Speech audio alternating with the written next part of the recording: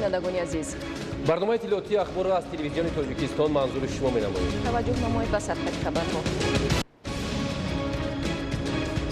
пештафии Тоҷикистон дар ҳалли мушкилоти глобалӣ, ҳадаф саодати башарият ва пойдории сайёраи Замин.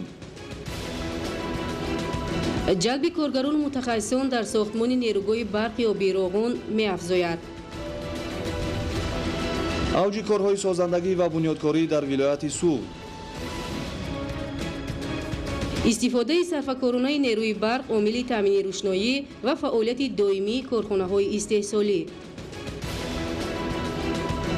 захираи маҳсулоти кишоварзӣ дар шаҳру ноҳияҳои вилояти Суғд самара медиҳад. солҳои охир обшавӣ бо суръати пиряхҳо ва тағйирёбии иқлим дар сайёра ба соҳаҳои гуногуни хоҷагии халқ таъсир мерасонад. афзоиш ёфтани бемориҳои сироятӣ, зиёд шудани обхезӣ, аз меъёри муқаррарӣ баланд шудани гармию сардӣ ва хушк шудани зироатӣ кишуда натиҷаи таъсири тағйирёбии иқлим ба ҳисоб меравад. Ташаббусҳои ҷаҳонии пешвои миллат президенти ҷумҳурии Тоҷикистон муҳтарам Эмомалӣ Раҳмон оид ба обу иқлим на танҳо барои сокинони ҷумҳурии Тоҷикистон, балки барои сокинони ҷаҳон манфиатовар мебошад. гузориши Нуралӣ Сафомиддин. таи чанд соли охир баландшавии бесобиқаи ҳарорат дар сайёраи Замин ба назар мерасад, ки боиси сар задани офатҳои табиӣ дар миқёси ҷаҳон шуда ва таъмини амнияти озуқаворию дигар соҳаҳои иқтисодиёти кишварҳои ҷаҳон таъсири манфӣ расонид. ивазшавии иқлим, тағйирёбии иқлим ва дигар буҳронҳои экологӣ метавонанд ки барои таъмини амнияти озуқавории мардум, таъмини хоҷагии халқ бо тамоми маҳсулотҳои ниёзи аввалия метавонад таъсири худро расонад. ҷумҳурии Тоҷикистон аз рӯзҳои аввали ба даст овардани истиқлолияти давлатӣ зери сиёсати башардӯстонаи асосгузори сулҳу ваҳдати миллӣ, пешвои миллат, президенти ҷумҳурии Тоҷикистон муҳтарам Эмомалӣ Раҳмон дар самти обу иқлим ташаббусҳои муосиру саривақтиро пешниҳоди ҷомеаи ҷаҳонӣ намуд, ки онҳо ҳамовозӣ пайдо карданд. аввалин ташаббуси ҷониби ҷумҳурии Тоҷикистон ба арсаи байналмилалӣ ва ҷомеаи ҷаҳонӣ соли 1999 пешниҳод гардида буд ва ин аз он гувоҳӣ медиҳад ки сиёсати пешгирифтаи ҳукумати кишвар хоса асосгузори сулҳу ваҳдати миллӣ пешвои муаззами миллат муҳтарам Эмомалӣ Раҳмон сиёсати башардӯстона, сиёсати хиратмандона аст. Ташаббуси панҷуми пешвои муаззами миллат президенти кишвар муҳтарам Эмомалӣ Раҳмон ҷонибдорӣ гардид. ин вобаста ба ҳифзи пиряхҳо, ҳамзамон вобаста ба ивазшавии иқлим дар сайёра рабт дорад. масъалаи дигари ташвишовар ин обшавӣ бо суръати пиряхҳо мебошад, зеро таи чанд даҳсолаи охир дар Тоҷикистон беш аз 1000 пирях комилан аз байн рафт. дар ин замина ҳукумати ҷумҳурии Тоҷикистон барномаи давлатии омӯзиш ва ҳифзи пиряхҳоро то соли 2030 таҳия ва қабул намуд. аз меъёри муайяншудаи обҳо ки дар кураи Замин мавҷуд мебошад, танҳо қисми ками онро обҳои нӯшокӣ ташкил медиҳад. бо назардошти ҳамин ҳифзи манбаъҳои оби тозаи нӯшокӣ зарур дониста мешавад. 71% кураи Заминро об ташкил медиҳад ва аз ин 29%-ро бошад хушкӣ ва аз 71% ки об ташкил мекунад сарчашмаи ҳамаи ин обҳо аз ҳисоби уқёнус, аз ҳисоби обҳои зеризаминӣ ва аз ҳисоби пиряхҳо ба ҳисоб меравад ва аз ин 71% танҳо 97.5% ин обҳои дар тамоми дар кураи Замин мавҷуд буда ин обҳои ғайриистеъмолӣ ҳастанд, яъне обҳое ҳастанд ки шӯр ҳастанд ё ки дар таркибашон намак дорад ва барои истеъмол ба инсоният иҷоза дода нашудааст ва дар маҷмӯъ аз тамоми обҳое ки дар кураи Замин мавҷуд ҳастанд танҳо 2.5% он барои истеъмол иҷоза дода мешавад. халос аз 2.5% обҳое ки барои истеъмол ҷудо шуданд 186% он аз ҳисоби пиряхҳо сарчашма мегирад. Тоҷикистон давоми солҳои охир бо бунёду барқароркунии нерӯгоҳҳои барқии обӣ ба гардиши кишоварзӣ ворид намудани заминҳои нав ва вусъати тадбирҳои кабудизоркунӣ дар ҳифзи муҳити зист тадбирҳои муҳимро амалӣ менамояд. айни замон 98% қувваи барқ дар мамлакат аз ҳисоби нерӯгоҳҳои барқии обӣ ҳосил мегардад. Тоҷикистон аз рӯи тавлиди нерӯи барқи обӣ дар ҷаҳон ҷои шашумро ишғол мекунад ва метавонад ҳамчун манбаи энергияи сабз баҳри ноил шудан ба ҳадафҳои рушди устувор саҳми арзанда гузорад. Нуралӣ Сафомиддин, Аҳлиддини Карим, Фирӯзи Мусо, Ахбор. برای زیاد نمودن تعداد کارمندان مهندسی و تکنیکی جمعیت سهامی کشاده نیروگاه برقی آبی راغون پیوسته یارمارکه‌های جایهای کاری خالی و وظیفه‌های آزاد را در هماهنگی با وزارت مهنت، مهاجرت و شغل اهالی جمهوری تاجیکستان برگزار می‌نماید. دوام 5 ماه اخیر زیاد از 400 نفر کارجویان و شهروندان بیکار در ساختمان نیروگاه برقی آبی راغون صاحب راحت گردیدند. گزارش خبرنگاران ما. تامین استقلالیت انرژتیکی یکی از هدف‌های استراتژی حکومت جمهوری تاجیکستان به شمار رفته. برای رسیدن به آن از تمام ذخیره و امکانات‌ها با ثمر استفاده می‌گردد. در زمان صاحب استقلالی تاجیکستان اینفراستراکتور انرژتیکی مملکت کلاً تغییر یافته. با تطبیق یک قطار لایحه‌های سرمایه‌گذاری امکانیت فراهم گردید که در جمهوری نظام یگانه انرژتیکی تأسیس داده شده با برق تامین نمودن ساحه‌های اقتصادی ملی و اهالی پرره از استحصال کنندگان داخلی به راه مانده شود.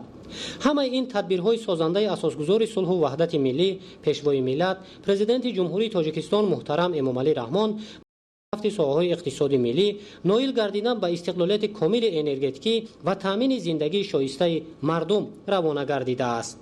در اساس دستور و سفارش‌های پیشوای ملت، پرزیدنت جمهوری تاجیکستان محترم امامعلی رحمان با مقصد وسعت بخشیدن به کارهای ساختمانی در قیده‌های علاهیده انشاءات عظیم عصر و استفاده با ثمر از امکانات‌های موجوده در سال 2023 جلب بیشتر شرکت‌های ساختمانی به کار و به 20,000 نفر رسانیدن شماره کارمندان در نیروگاه در همکاری با ساختار و مقامات مربوطه دولتی برای به کار قبول نمودن متخصصان و ساختمانچیان آزمون اعلان نموده با نظرداشت رعایت طلبات بین المللی آن را برگزار نمود. به حالت 6 ژانویه سال 2023 تعداد عمومی کارمندان مهندسی تکنیکی و کارگران در جمعیت سهامی کشاده نیروگاه برقی آبی راغون 12538 نفر، از جمله کارمندان مهندسی تکنیکی 2418 نفر و کارگران 10120 نفر را در بر میگیرد.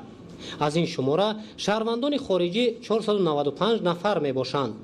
در برابر مردان در ساختمان نیروگاه برقی آبی راغون 687 نفر زنان و بانوان متین اراده تاجیک نیز فعالیت نظررس دارند که برای جای شبانه روزی در 2 بست به کار جلب گردیدند.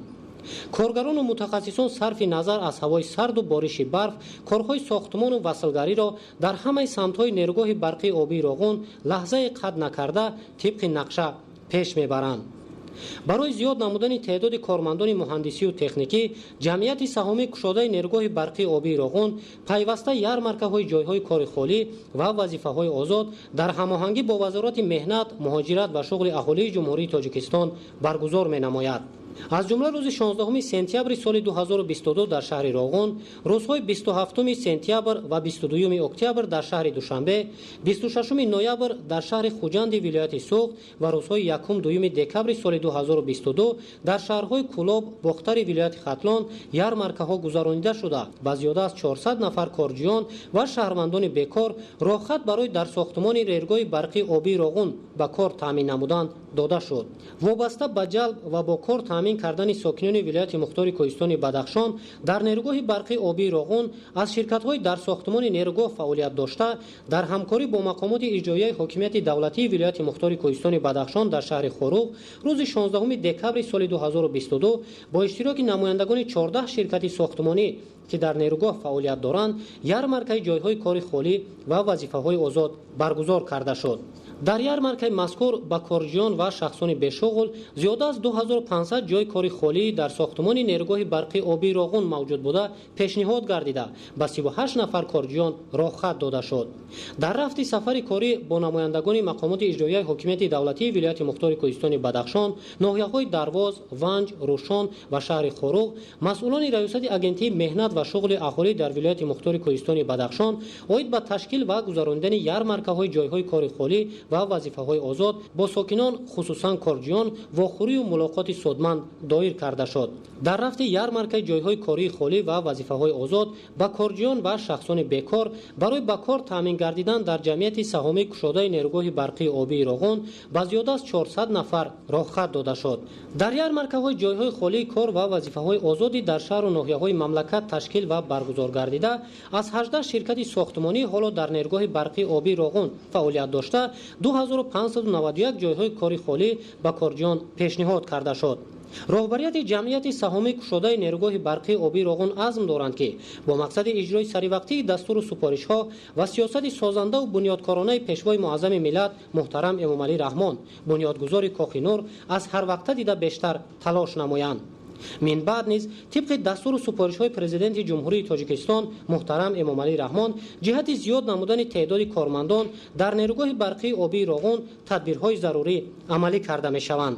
бо дарки амиқи масъулияти ватандорӣ кулли кормандон ва сохтмончиёни нерӯгоҳи барқии обии Роғун кӯшиш доранд корҳои бунёдиро дар ҳамаи қидаҳои сохтмонии нерӯгоҳ тақвият бахшида бо сифати баланд ба анҷом расонанд.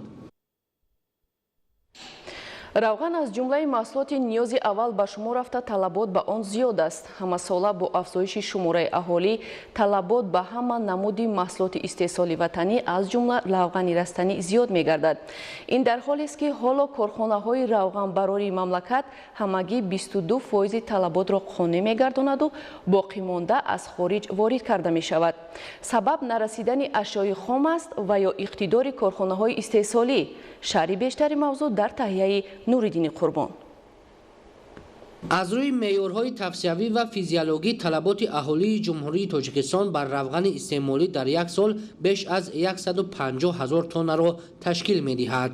вале иқтидори истеҳсолии корхонаҳои равғанбарории мамлакат ҳанӯз ҳам талаботи аҳолиро пурра қонеъ карда наметавонанд. барои то 70% таъмин намудани бозори дохилӣ бо равғани истеҳсоли худӣ, президенти ҷумҳурии Тоҷикистон муҳтарам Эмомалӣ Раҳмон дар паём ба Маҷлиси олии ҷумҳурии Тоҷикистон барқарор ва тавассути истифодаи технологияи муосир афзоиш додани иқтидори истеҳсоли корхонаҳои равғанбарории шаҳрҳои Душанбе, Бохтар ва Конибодомро барои ҳалли мушкилоти ҷойдошта муҳим шумориданд. طبق معلومات آماری در ساحه استحصال روغن رستنی 70 کارخانه با اقتدار استحصالی 157,000 تن روغن رستنی فعالیت میکنند. از آن شماره 37 کارخانه به ولایت سوق راست میآید، 28 کارخانه به ولایت ختلان، 7 کارخانه به شهر دوشنبه و نایب تابع جمهوری راست میآید. در این دوره 22% طلبات بازار استعمالی کشور از حساب روغن رستنی استعمالی وطنی تشکیل کرده شده است.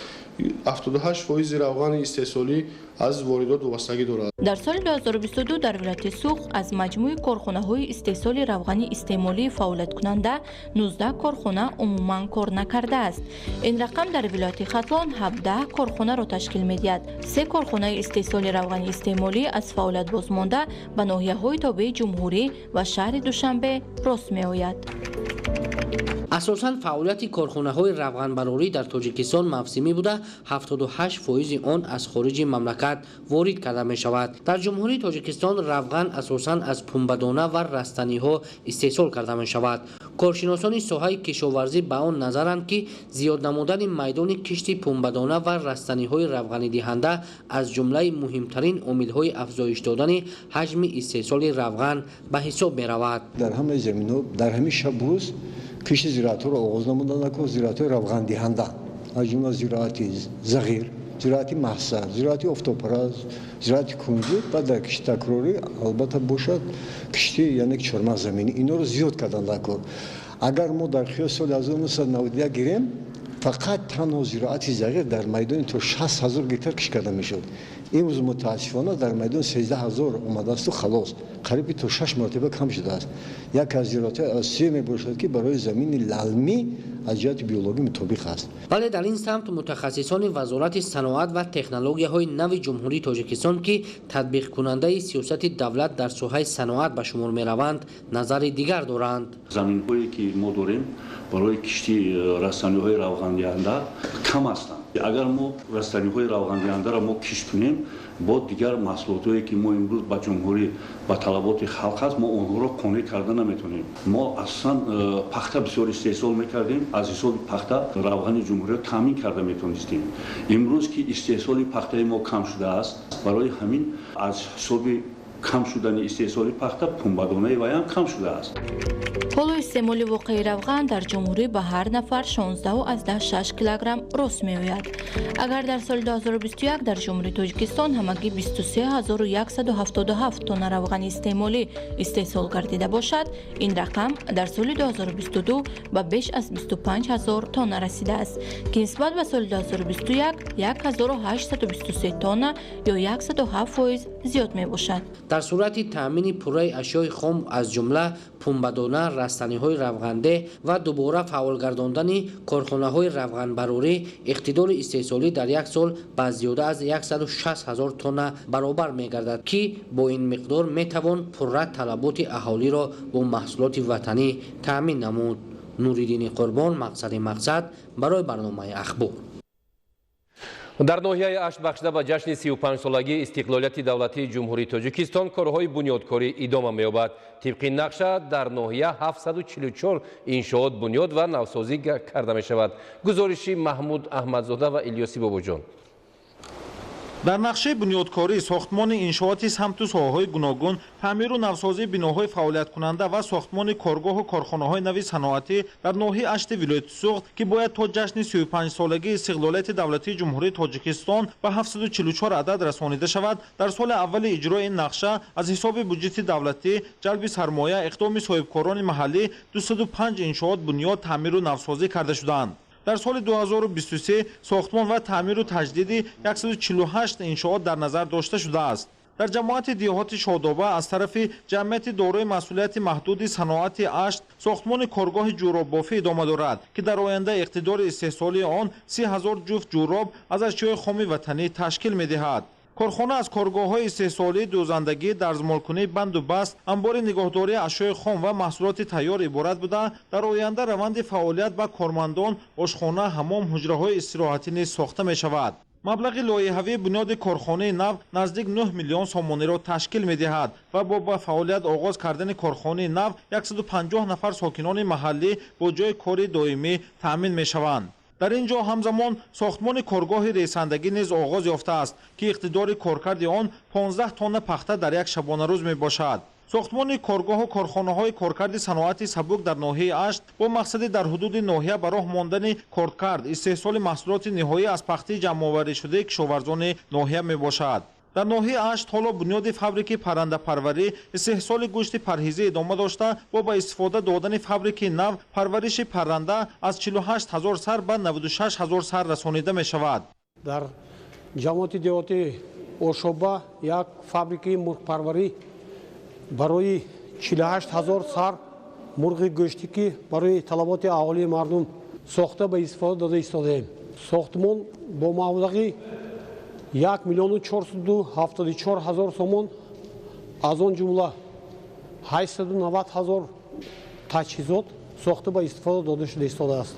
همزمان تصمیم گرفته شده است که در این موضع فرم پرورش چاروای کلان شاخدار نو سیاه‌الا را به راه مانده 350 سر چاروای کلان ذات سیاه‌الا را وارد ساخته سرشمار آن را در آینده زیاد نمایند. بهر ذخیره به مهلت معین نگهداری محصولات استحصالی کارخانه‌ها، مواد خوراکه، میوه و سبزیجات در دیگر موضع ناحیه اشت از طرف صاحبکار محلی سردخانه نو بنیاد گردیده است. سردخانه نو امکانات گنجایش 280 تن محصولات را دارا میباشد. در ناحیه تا جشن 35 سالگی استقلالیت دولتی جمهوری تاجیکستان باید 36 کارگاه و کارخانه‌های نوی صنعتی ساخته به استفاده داده شود و در دوام یک سال 11 کارخانه به فعالیت آغاز نمودند. ناحیه اشت دارای 9 جماعت دیهات و 60 دیهه می باشد و برای بهتر نمودن شرایط تعلیم و تربیت، خدمت رسانی طبی در مرکز ناحیه بنای داشیانه تولدخانه با 20 کت بیماری و در جماعت دیهات اشت ناحیه اشت ساختمان بنای نوی مؤسسه تحصیلات میانه عمومی رقم 25 برای 1200 خواننده ادامه داشته. این تدبیرهای بنیادکاری و سازندگی در مرکز و جماعت دیهات ناحیه که در دایره اجرای دستور سپارش‌های پرزیدنت جمهوری تاجیکستان پیشوای ملت محترم امام علی رحمان عملی می شود با مقصد آبادی شهرک و دیهات و فراهم آوردن شرایط خوب زندگی به اهالی می باشد. محمود احمدزاده، الیاسی باباجان از ناحیه اشت اخبار. ذخیره کافی مواد سوخت امکان فراهم آورد که ساکنان و تشکیلات و مؤسسه‌های ناحیه خراسان در فصل زمستان نیروی برق را مقصدناک و صرفه‌کارانه استفاده نمایند. اسماعیل صاحب نظر گزارش می‌دهد. ساکنان ناحیه خراسان با درک بلند مسئولیت شهروندی در سمت استفاده صرفه‌کارانه و مقصدناک نیروی برق توجه مخصوص ظاهر کرده در پیشبرد کارهای روزگارداری از مواد سوخت که در دوره آمادگی به این موسم ذخیره کرده بودند استفاده می‌نمایند.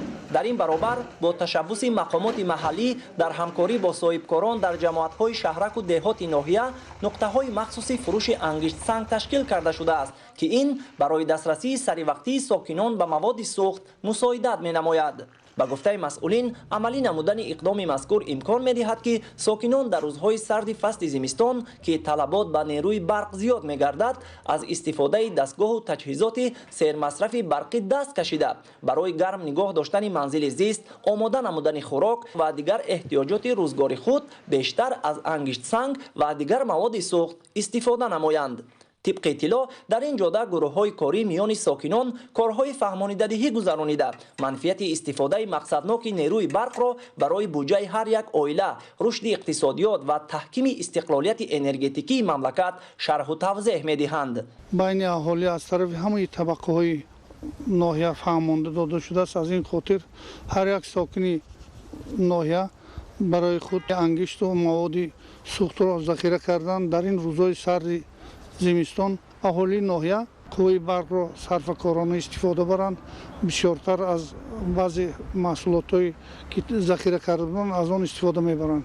در ناحیه خراسان برابر ساکنان در تشکیلات و مؤسسه ها نیز از انگشت سنگ وسیع استفاده می نمایند. بنای شعبه جراحی بیمارخانه مرکزی ناحیه که به تازگی بنیاد گردیده است توسط شبکه متمرکز گرمیدهی با استفاده از انگشت سنگ پر را با گرمی تامین کرده می شود. اسماعیل صاحب نظر، اسکندر سعید از ناحیه خراسان برای برنامه اخبار. در بینای وکالتدار اوید به حقوق انسان با مقصد آموزش نشاندادهای پیام پرزیدنت جمهوری تاجیکستان محترم امومعلی رحمان جمع آمد دایر گردید. گزارش همکاران ما در این خصوص. پیام پرزیدنت جمهوری تاجیکستان با مجلس عالی جمهوری تاجیکستان سندی مهم و معین کننده تمام سمت‌های حیات جامعه به شمار می‌رود. در بینای وکالتدار اوید به حقوق انسان پیام پرزیدنت جمهوری تاجیکستان با مجلس عالی جمهوری تاجیکستان را شرح و توضیح دادند. حاضرین با استفاده از دلایل مشخص پیشرفت تمام ساحه‌ها و بهتر شدن زندگی مردم را به پایداری استقلال دولتی و وحدت کامل مربوط دانستند. در پیام پرزیدنت جمهوری تاجیکستان محترم امومعلی رحمان و مجلس عالی جمهوری تاجیکستان درج گردیده است که در نتیجه تدبیرهای عملی شده حجم بودجه دولتی همساله افزایش یافته در سال 2022 قسم درآمد آن به 33 میلیارد سومانی برابر گردید که نسبت به سال 2018 38% زیاد میباشد.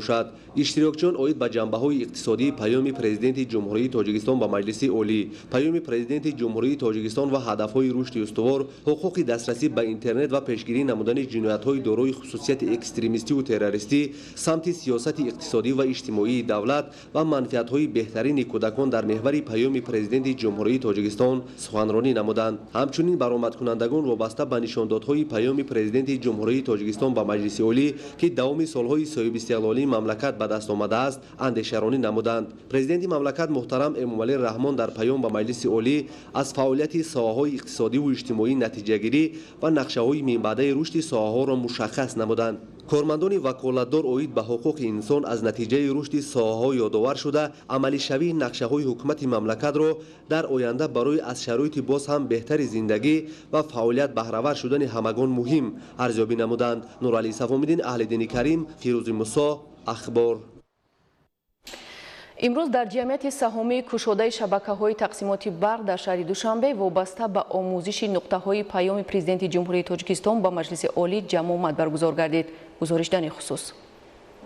иштирокдорон аз дастовардҳои солҳои соҳибистиқлолӣ ёдовар шуда рушди соҳаи энергетикаро бевосита ба иҷрои саривақтии нишондодҳои паёми президенти ҷумҳурии тоҷикистон пешвои миллат муҳтарам эмомалӣ раҳмон ва маҷлиси олӣ арзёбӣ карданд. ҳамзамон истифодаи сарфакоронаи қувваи барқ, таҷҳизоти каммасрафи барқӣ, инчунин пардохти саривақтии барқӣ истифодашударо вазифаи муҳим ва пурмасъулияти ҳар як корманд арзёбӣ намуданд. зикр гардид ки дар асоси конститутсия президенти ҷумҳурии тоҷикистон пешвои миллат муҳтарам эмомалӣ раҳмон ҳамасола бо паёми худ ба маҷлиси олии ҷумҳурии тоҷикистон баромад намуда самтҳои асосии сиёсати дохилию хориҷии мамлакатро мушаххас мекунанд. рушду тараққиёти соҳаҳои ҳаётан муҳими давлат, пешрафти ҷомеа, баланд бардоштани сатҳи зиндагии аҳолӣ ва дигар бахшҳои калидӣ аз сиёсати созандаи роҳбари давлат маншаъ гирифта бо рафъи камбудиҳои ҷойдошта мутобиқ ба талаботи замон барои зиндагии босаодати мардум шароит фароҳам оварда мешавад. сарвари давлат дар паёми навбатии худ пеш аз ҳама дастовардҳои кишвар дар солҳои сипаришуда, амалишавии ҳадафҳои муҳимтарину стратегии миллӣ, рушди соҳаҳои илму маориф, тандурустӣ ва иқтисодиёт, дастгирии давлатии ҷавонон ва бонвони лайоқадманд, пешниҳоди имтиёзҳо ба соҳибкорон ва баландбардоштани сатҳи зиндагии мардум, инчунин дигар масъалаҳои заруриву созандаи сиёсати дохилӣ ва хориҷии мамлакатро мавриди таҳлилу баррасӣ қарор доданд. Ойшаи Саттор, Меҳрӯзи ҷумъа, Фирӯзи Мусо, Ахбор. дар ноҳияи Файзобод ба истиқболи ҷашни 35-солагии истиқлолияти давлатӣ корҳои бунёдкорӣ вусъат дода мешавад ки дар бунёди бештари иншоот саҳми соҳибкорон назаррас аст. имтиёзҳои фароҳам гардида ки аз ҷониби ҳукумати ҷумҳурии Тоҷикистон ҷиҳати рушди бахши хусусӣ нигаронида шудааст, барои вусъати корҳои ободонӣ замина мегузорад. гузориши хабарнигорони модари хусус. дар ноҳияи Файзобод низ ба истиқболи 35-солагии истиқлолияти давлатӣ бунёдкориҳо вусъат дода мешаванд ки дар бештари иншооти сохташаванда саҳми соҳибкорон муҳим аст. имтиёзҳои фароҳам гардида аз ҷониби ҳукумати ҷумҳурии Тоҷикистон ки ба беҳтар гардидани фаъолияти соҳибкорон ва рушди ин соҳа нигаронида шудааст, боиси рӯҳбаландии бахши хусусӣ гардида талош менамоянд то дар ободии гӯшаи аз ватани соҳибистиқлол саҳм гузоранд. айни замон дар ноҳияи Файзобод аз ҷониби соҳибкорони маҳаллӣ бунёди 139 иншооти маишии хизматрасонӣ ҷараён дорад. дар оянда шароити мусоидати зиндагӣ ва ҷойҳои нави корӣ барои сокинон фароҳам оварда мешавад. ҳукумати ҷумҳурии Тоҷикистон бо мақсади тараққӣ додани бахши хусусӣ ки ҷузъи муҳими боло бардоштани иқтисоди миллӣ дар шароити имрӯза маҳсуб меёбад, давоми солҳои соҳибистиқлолӣ барномаи мушаххасро қабул ва дар амал татбиқ намуда истодааст. таваҷҷӯҳи хосии ҳукумати мамлакат ба ин соҳа буд ки имрӯз соҳибкорӣ дар мамлакат рушд ёфта, нақши соҳибкорон дар бунёду навсозии иншооти таъиноти гуногун дар мамлакат назаррас аст. бо мақсади бозам вусъат додани корҳои ободонӣ дар ноҳия ба истиқболи 35-солагии истиқлолияти давлатии ҷумҳурии Тоҷикистон масъулини мақомоти иҷрои ҳукуми давлатии ноҳияи Файзобод бо соҳибкорони маҳаллӣ мулоқот намуданд. зикр шуд ки бо дастгирии ҳукумати мамлакат дар асоси барномаи давлатӣ имрӯзҳо соҳибкорони мамлакат ҳамаҷониба дастгирӣ меёбанд. соҳибкорони ноҳияи Файзобод барои бозам ободу зебо гардидани ҳудуди ноҳия саҳм мегузоранд. Бобокалон Аминзода, мақсади мақсад, Ахбор.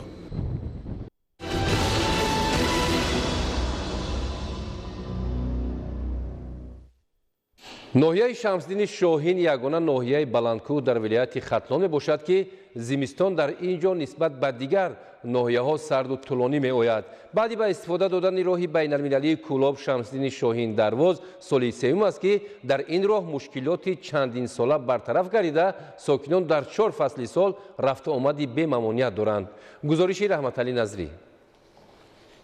бо мақсади бемушкилӣ гузарондани фасли сармо ва бемаъмуният ҳаракат кардани нақлиёт, кормандони муассисаи давлатии нигоҳдории роҳҳои ноҳияи Шамсиддин Шоҳини вилояти Хатлон ҳама чораҳоро андешида истодаанд. дар муассиса ҳаҷми аз нақша зиёди маводи зидди лағжиш захира карда шудааст ки то имрӯз як қисми он масраф гардида техникаю механизмҳо дар сатҳи зарурӣ қарор доранд ки ба 228.2 километр роҳҳои маҳаллию ҷумҳуриявӣ ва байналмилалӣ хизмат мерасонад. ин аст ки дар шоҳроҳи байналмилалӣ ки аз ҳудуди ин ноҳия мегузарад мушкилие ба чашм намерасад.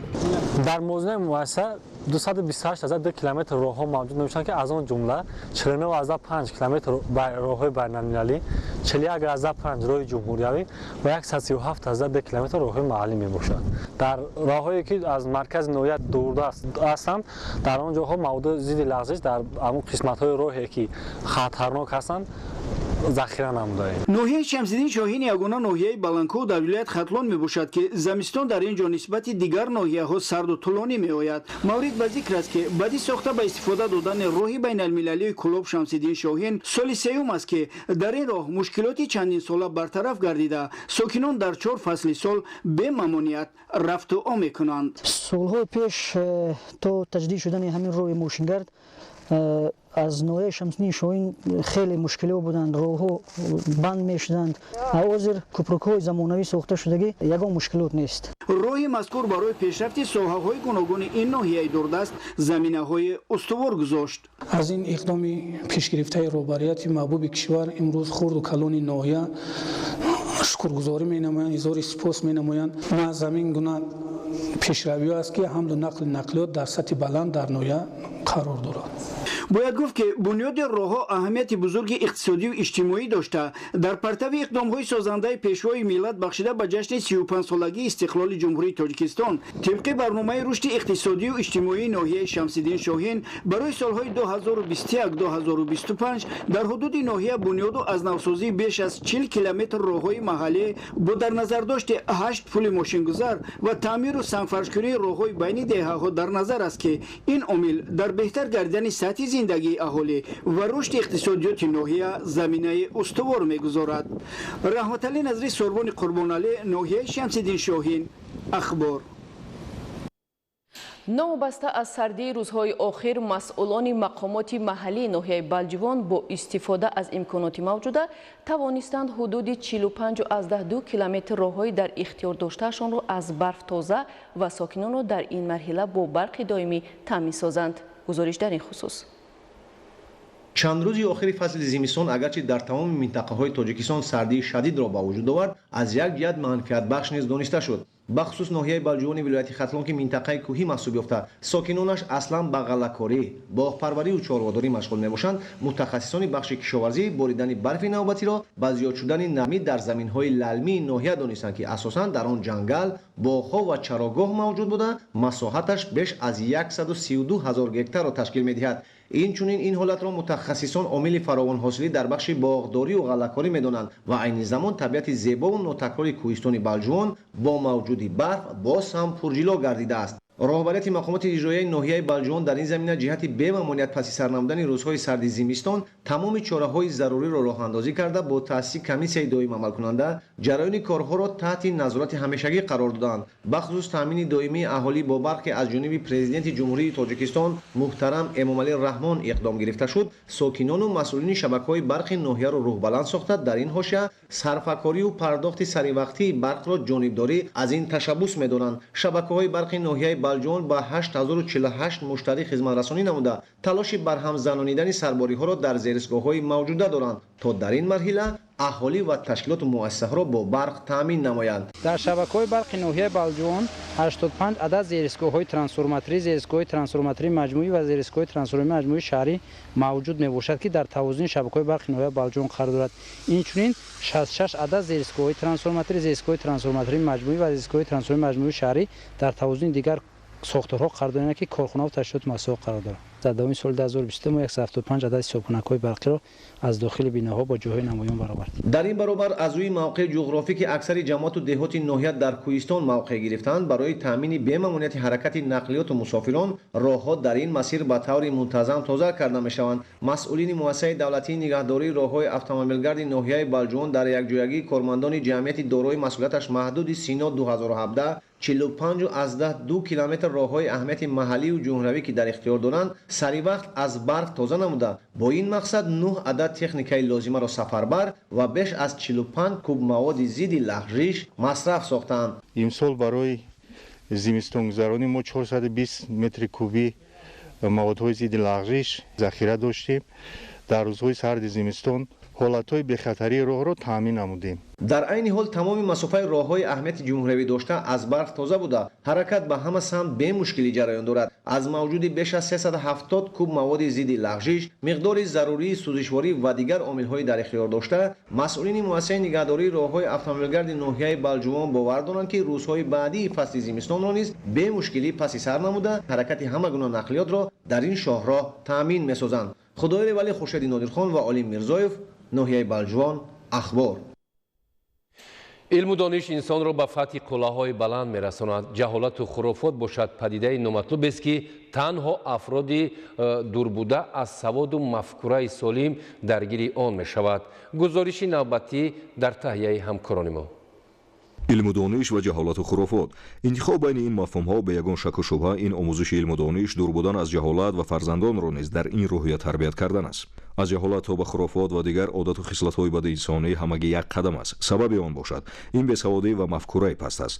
омӯзиши илм ва пайваста мутолиаи китобҳои жанрҳои гуногун ки боиси баланд рафтани тафаккуру донишу ҷаҳонбинии мо хоҳад буд, дар ҳама сину сол ба манфиат аст.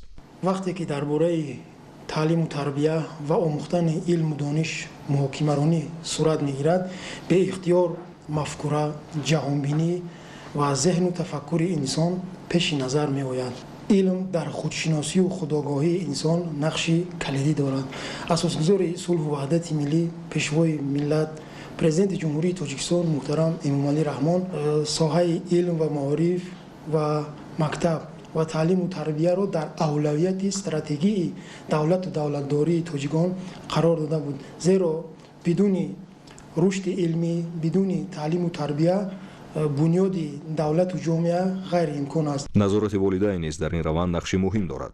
вақте ки фарзандон пайваста ба хона соатҳои 22-23 шаб меоянд, волидайнро зарур аст то на танҳо аз куҷо омадани онҳо пурсон шаванд, балки раванди таҳсили онҳоро низ назорат намоянд ва лоақал моҳе як бор ба дафтарчаи имтиҳонии фарзандони худ назар кунанд. яке аз сабабҳои шомилшавии ҷавонон ба гурӯҳҳои тунраву ифротгаро ин паст будани савияи дониши ҳуқуқи ҷавонон мебошад. мо ин рӯз бояд шабона рӯз кор кунем ки барои барам бардоштани савияи дониши ҷавонон. ин яке аз сабабҳои пешгирии шомилшавии ҷавонон ба ин гурӯҳҳои ифротгаро мебошад. аз нигоҳи равоншиносӣ низ афроди хурофотпараст ва ҷоҳил монеаест ба ояндаи рӯшани худу наздикон ва ҳатто ҷомеа. ҳар касе ки аз ҳамин сатҳи муайяни дониш дур аст ба ҷаҳолат ба хурофот яъне ки рӯ мебиёрад. баъзан нафарое ки новобаста ба сину сол ба масалан ба хурофот ё ки ба ҷаҳолат даст мезананд. ин пеш аз ҳама зарар ба худаш, зарар ба оилааш, ба атрофиёнаш ва баъдан ба ҷомеа. ҳолон ки новобаста ба сину сол, новобаста ба ҷинс, яъне ки ҳар як кас метавонад соҳибдонӣ шавад. имконоту иқтидоре ки мо имрӯз барои илмомӯзӣ дорем дар қиёс ба солҳои 90 асри гузашта дунёи дигар аст. ин аст ки имрӯз ҷавонони мо дар озмуну олимпиадаҳои байналмилалӣ на як бор ғолиб омаданд. пешравию муваффақият ва ояндаи ҳар давлат бошад аз ҷавонони худшиносу худогоҳ ва босаводу дур аз ҷаҳолату хурофот вобаста аст. ба далели ақидаи равоншиносон ва ҷомеашиносон барои он ки фарзанд дур аз ҷаҳолат ва хурофот бошад, қадами нахустин манша мегирад аз тарбияи хонаводагӣ, баъдан назорати ҷиддӣ ҳангоми таҳсил дар мактаби миёна ва ҳатто мактаби олӣ. зинаи дигар ин бедор кардани меҳр дар қалби фарзанд нисбати илмомӯзӣ, ватандӯстӣ ва эҳтиром нисбати дигарон буда. ҳамзамон падару модаронро зарур аст то ба фарзандон меҳри волидайн, меҳри инсониро дода тавонанд, то дар ин замина тифл инсони комил ба воя расад. манушер ализода, камоли маҳмадёр барои барномаи ахбор.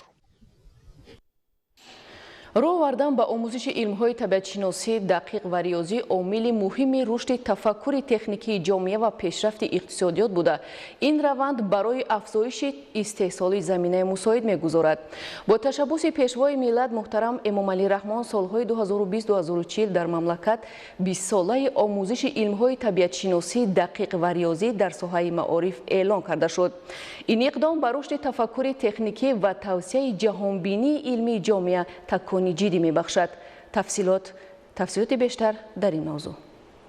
ҳукумати ҷумҳурии тоҷикистон соҳаи маориф ва илмро яке аз самтҳои стратегии муҳими давлату миллат қарор додааст. бо ташаббуси асосгузори сулҳу ваҳдати миллӣ, пешвои миллат, президенти ҷумҳурии тоҷикистон муҳтарам Эмомалӣ Раҳмон ба хотири боз ҳам беҳтар ба роҳ мондани омӯзиши илмҳои табиатшиносӣ дақиқ ва риёзӣ, инчунин барои тавсияи тафаккури техникии насли наврас солҳои 2020-2040 20-солаи омӯзиш ва рушди фанҳои табиатшиносӣ дақиқ ва риёзӣ дар соҳаи илму маориф эълон карда шуд. дар доираи сиёсати маорифпарваронаи асосгузори сулҳу ваҳдати миллӣ, пешвои миллат, президенти ҷумҳурии тоҷикистон муҳтарам Эмомалӣ Раҳмон 20-солаи омӯзиши ва рушди фанҳои табиатшиносӣ ва дақиқ эълон карда шуд, ки ин барои ҷалби ҷавонон, хусусан ҷавонони ихтироъкору кашоф мусоидат мекунад.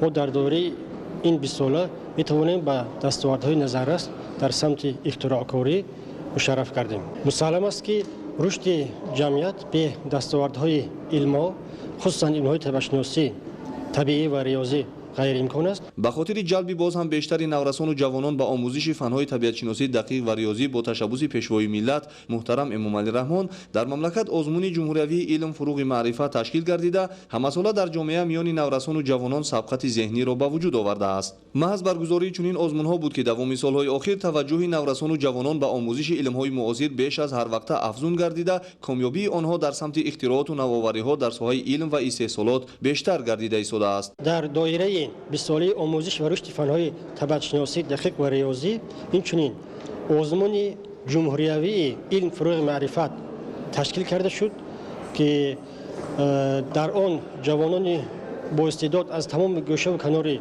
тоҷикистон ихтирооту кашфиёти худро пешниҳод намуданд. дар воқеъ бисёр кашфиётҳои онҳо қобили қабул аст ва оянда метавонад дар амал татбиқ шаванд ва барои рушди иқтисодиёти миллӣ мусоидат намоянд. рушди истеҳсолот ва расидан ба ҳадафҳои муҳими стратегӣ дар мамлакат пеш аз ҳама аз мутахассисони варзида ва дорои донишҳои зарурии соҳавӣ вобастагии амиқ дорад. фароҳамсозии чунин шароиту имконот ва таъмини фазои озоди рақобати эҷодӣ боис мегардад ки чеҳраҳои нави ихтироъкорон ва навоварони соҳаи истеҳсолот дар ҷодаи фаъолият афзун гарданд. ҷавонон низ ба ғамхориҳои рӯзафзуни ҳукумати мамлакат ки баҳри илмомӯзии таълимгирандагон тамоми шароитҳои мусоидро фароҳам овардааст кӯшиш ба харҷ дода истоданд ки аз пешравиҳои асри нав ки рушди бо суръати технологияи муосир аст воқиф гашта ҳамқадами замон бошанд ва бо омӯхтани илмҳои замонавӣ дар рушди истеҳсолот ва пешрафти мамлакат ҳиссаи сазовор гузоранд. Олимҷон Носирзода, Маҳмад Саиди Камол, Фирӯзи Мусо, Ахбор. имрӯз дар анбору сардхонаҳои хоҷагиҳои шаҳру деҳоти Истаравшан зиёда аз 20 000 тонна картошка ва наздики 16 000 тонна пиёз захира карда шудааст. маҳсулоти захирашуда дар фасли зимистон барои танзими нархи маводи ғизоӣ дар бозор мусоидат менамояд. гузориши Мазбут Бобозода.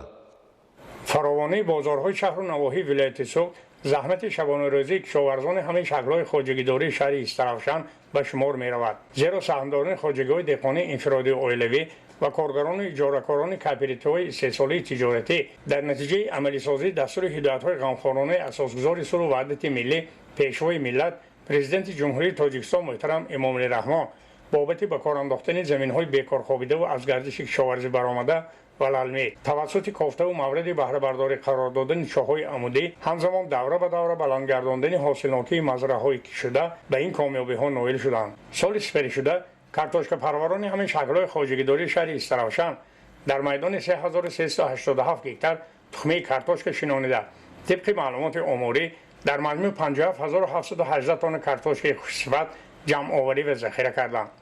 баробари таъмини бозори дохилӣ ва таъмини сабади истеъмолӣ деҳқонон картошкаи истеҳсолшударо дар ӯраву хандақҳо ва садхонаи таххонаҳо ба хотири таъмини бозори истеъмолӣ дар фасли зимистон захира карда буданд. дар натиҷаи таъмини ҳавои мӯътадили садхонаву таххонаҳо картошкаҳои захирагардида сифати худро гум накарда феълан пешкаши харидорон гардонда мешавад. аз ҳамин хотир имрӯз дар шаҳри Истаравшан зиёда аз 20 000 тонна картошкаи захирагардида мавҷуд аст ва дар давраи фасли зимистон талаботи харидорони шаҳру навоҳии мамлакат бо ин маводи ниёзи аввал خانه گردانده می شود. امروز در انبار و تخانه ها و سردخانه های کشاورزان همه شکل‌های خواجگیداری شهر استراوشن زیاده از 15000 تن پیاز خوشصفت موجود است که دهقانان آن را دوره به دوره جهت به تنظیم درآوردن نرخ پیاز در بازارهای استعمالی به فروش برآورده ایستادند. این همه فراوانی‌ها گواهی عملی شوی سیاسی در ساحه کشاورزی پیشگرفته رهبریت عالی مملکت به شمار می رود. مزبوط بابازاده، استراوشن، اخبار. با مقصد از تلفیابی امین نگاه داشتن حیوانات و پرندگان نادر در فصل زمستان در حدود شهر خاروغ با جلب کارمندان شعبه حفظ محیط زیست شهر کارهای بیوتکنیکی پرزور گردیده برای حیوانات در بلندکوه‌ها مواد خوراک دسترس کرده شد. شرحی بیشتر در این برنامه. با مقصد از فصل زمستان بی‌تلف برآوردن حیوانات و پرندگان وحشی همه‌ساله در تمام حدود جمهوری تاجیکستان چاره‌بینی بی‌تکنیکی گذرانده می‌شود. با مقصد از نابودی حفظ نمودن حیوانات و پرندگان نادر در فصل زمستان، مسئولین شعبه حفظ محیط زیست شهر خاروغ با انجام دادن کارهای بیوتکنیکی در منطقه‌های مختلف دامنه‌کوه‌های شهر که حیوانات و پرندگان نادر به چشم می‌رسند، تدبیرهای سودمند اندیشیده می‌شود. با تشبث شعبه حفظ محیط زیست شهر خاروغ با مقصد از تلفیابی امین نگاه داشتن حیوانات و پرندگان در فصل زمستان کارهای بیوتکنیکی پرزور گردیده نزدیک 80 کیلوگرم گندم، مقدار معین علف و مواد اساسی برای حیوانات در بلندکوه‌ها دسترس گردید. شعبه حفظ محیط زیست شهر خاروغ در همکاری با سروسط حفظ محیط زیست ولایت برای زمستان قارتون برآوردن حیوانات از جمله پرندگان کارهای بیوتکنیکی به راه مانده است. کارمندان حفظ محیط زیست شهر خاروغ از آغاز فصل سرما تا به امروز چندین مرتبه در دامنه‌کوه‌های حدود شهر دان پاشیده این تدبیر نیک جهت حفظ نمودن حیوانات و پرندگان و محیط اطراف نگرانیده شده است. طبق نقش مسئولین نیت دارند کارهای بیوتکنیکی را من بعد نیز ثمره بخش ادامه داده در روزهای خنک فصل زمستان و ریزش زیادی برف حیوانات نادر و پرندگان را با غذا سر وقت تامین نمایند. تاج‌نسای فیض‌الله بیگ، مبارک شاه رستم، شهر خاروغ، اخبار. کارمندان خواجگی جنگل ناحیه میر سعید علی حمدانی نیز با جلب متخصصان صحت در موضع خواجمومین مرتبه دوم است که برای امین نگاه داشتن حیوانات و پرندگان نادر این منطقه تدبیرهای سودمند را عملی می‌نمایند. گزارش در این خصوص. سردی‌های چند روزی آخر فصل زمستان به حیات حیوانات و پرندگان نیز مشکلی زیاد را به میان آورد. حفظ محیط زیست و امین نگاه داشتن حیوانات و پرندگان صحرایی نیز یکی از هدف‌های اساسی مقامات دخلدار محسوب می‌یابد. با در نظر داشت آنکه در ناحیه‌های کوهستانی منطقه کلوب ولایت ختلان سردی هوا تا هنوز ادامه دارد، برای در چنین شرایط از طرف یابی امین داشتن حیوانات و پرندگان، مسئولین بخش حفظ محیط زیست در یکجایگی با کارمندان خواجگی جنگل ناحیه میر سعید علی حمدانی طبق نقشه چوربینی‌ها این نوبت در موضع خواجمومین کارهای بیوتکنیکی را انجام دادند. مساحت عمومی منطقه مهرور که در موضع خواجمومین جایگیر است 4137 گکتار را تشکیل داده در آن حیوانات وحشی و پرندگان زیاد به قید گرفته شده است. این منطقه با موجود طبیعت زیبا و حیوانات و پرندگان نادر یکی از گوشه‌های تماشاباب تاجیکستان محسوب یافته تا یک اندازه به مکان سیاحت نیز تبدیل یافته است. با مقصد من بعد نیز حیات به سر بردن تعداد حیوانات و پرندگان نادر این منطقه، کارمندان مؤسسه مذکور برای در چنین روزهای سرد زمستان انجام دادن کارهای بیوتکنیکی مقدار ضروری خوراک ذخیره کرده این نوبت بیش از 350 کیلوگرم گندم و جواری به حیوانات و پرندگان موجود این موضع داده شد. برای امین نگاه داشتن حیوانات وحشی و پرندگان 200 کیلوگرم گندم، 100 کیلوگرم جواری و 500 کیلوگرم خشک آورده شده با گرد اطراف کوی خواجگیان پرفته می شود. مراتبه دوم است که عمل مذکور از این جانب انجام یافته. کارمندان بخش حفظ محیط زیست در یکجایگی با متخصصان مؤسسه دولتی خواجگی جنگل و اهالی دهات من بعد نیز در این قطعه این چنین مکان جمع‌شوی و سکونت حیوانات و پرندگان و موضع‌هایی که بارشات برف زیاد به قید گرفته می‌شوند کارهای بیوتکنیکی گذرانیده حیوانات و پرندگان را از تلفیابی امین دارند. عمل مذکور اگر از یک جانب در زیاد شدن و باقی ماندن حیوانات و پرندگان نادر سازگار باشد، پهلوی دیگر حفظ محیط زیست میباشد. خدایاری ولی خورشید نادرخان و سعید حامدی شریف اخبار. شهر پنجکن اکوسیستم غنی داشته در آن نمودهای گوناگون حیوانات شیرخوار و پرنده ها موجودند که نگهداری آنها در این فصل زمستان مهم ارزیابی کرده می شود. گزارش در این خصوص.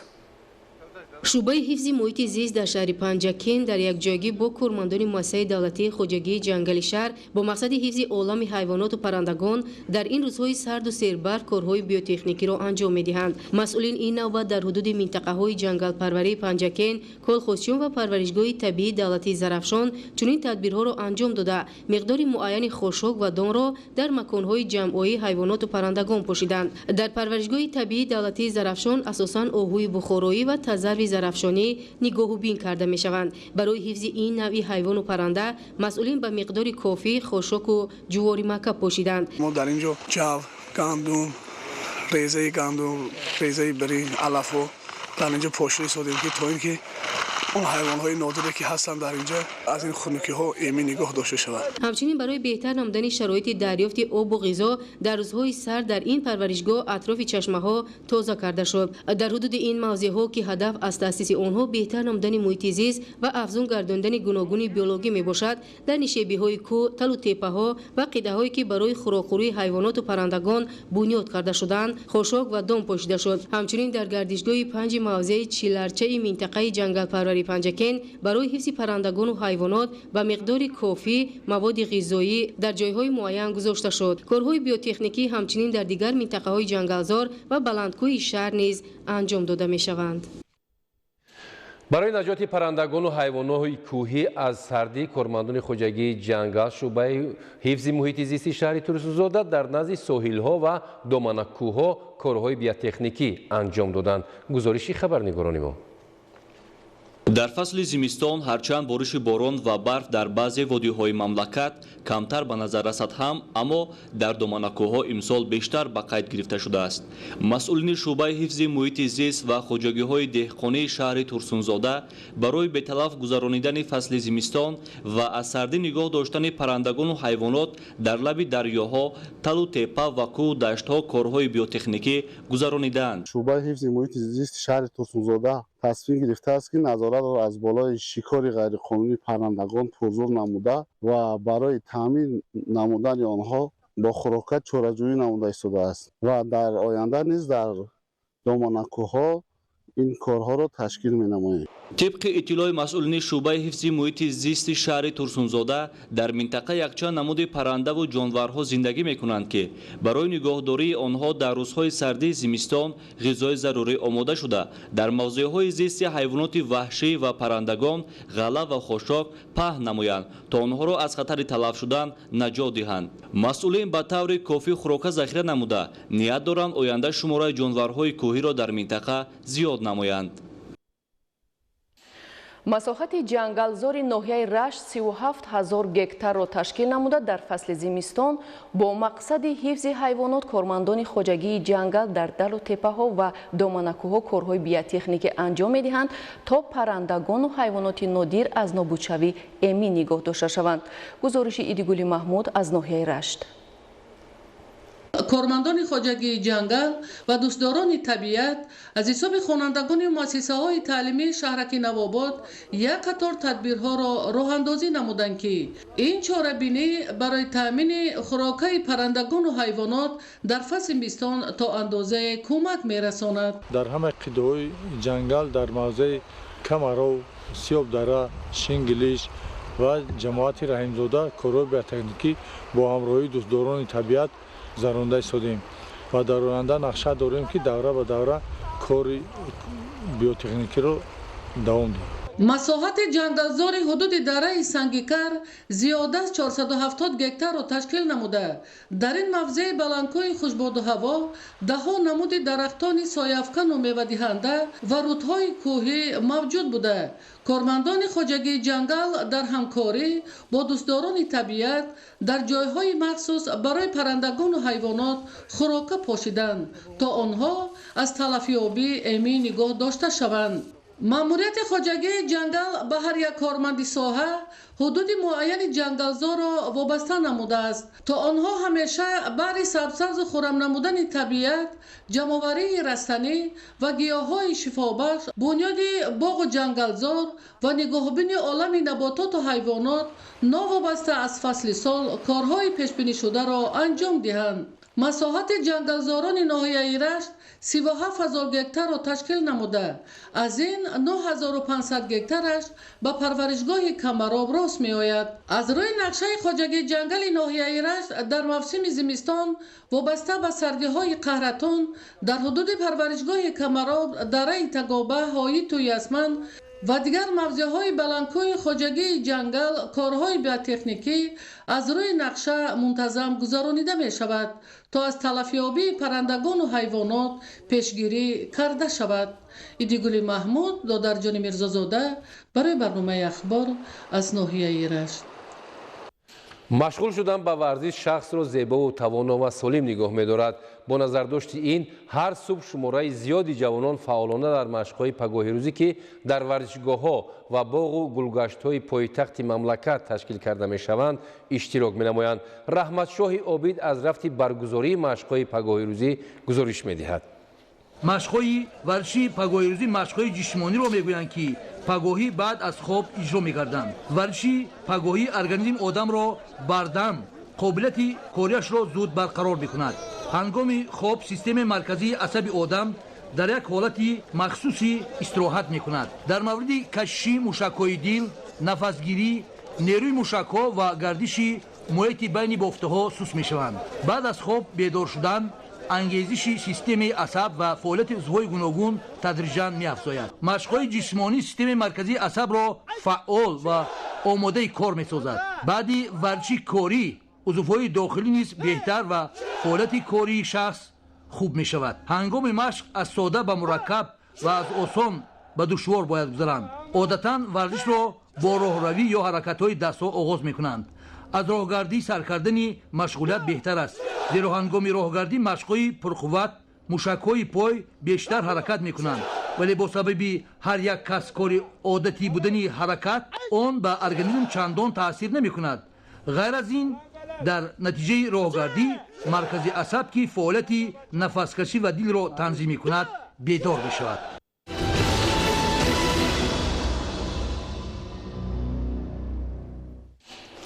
بینندگان عزیز، این بود نشر مفصلی برنامه اطلاعاتی اخبار. خیر سلامت باشید.